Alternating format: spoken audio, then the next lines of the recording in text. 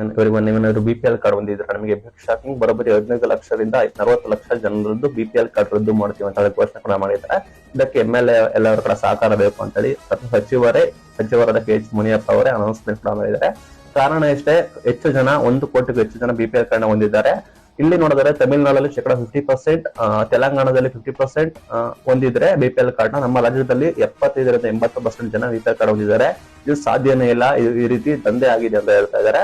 ಸರ್ಕಾರದ ಮಾನದಂಡ ಇದೆ, ನೀವು ಎಂಪ್ಲಾಯೀಸ್ ಗಳಾಗಿದ್ರೆ, ತೆರಿಗೆ ಪಾವತಿದಾರರಾಗಿದ್ರೆ, ನಿಮ್ಗೆ 3 ಎಕರೆಗಿಂತ ಜಮೀನು ಜಾಸ್ತಿ ಹೊಂದಿದ್ರೆ, ನಗರ ಪ್ರದೇಶದಲ್ಲಿ ನೀವು 1,000 ಚದರ ಅಡಿಗಿಂತ ಹೆಚ್ಚು ನೀವು ಜಮೀನನ್ನ ಹೊಂದಿದ್ರೆ, ನೀವು ಟ್ರ್ಯಾಕ್ಟರ್, ಕ್ಯಾಬ್, ಟ್ಯಾಕ್ಸಿ ಚಾಲಕನ ಹೊರತುಪಡಿಸಿ ನೀವೇನಾದ್ರೂ 4 ಚಕ್ರದ ವಾಹನ ಹೊಂದಿದ್ರೆ, ಈ ರೀತಿ ಕೆಲವೊಂದು ಮಾನದಂಡಗಳು ಇದಾವೆ.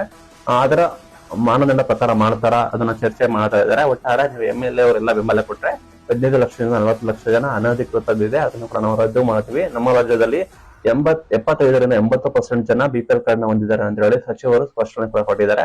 ಹೆಚ್ಚಿನ ಮಾಹಿತಿಯನ್ನು ವಿಡಿಯೋ ಮಾಡಿದ್ದೀನಿ, ಯೂಟ್ಯೂಬ್ ಚಾನಲ್ ಇದೆ, ಲಿಂಕ್ ಇನ್ ಬಯೋ. ಇದು ವಿಡಿಯೋ. Thank you.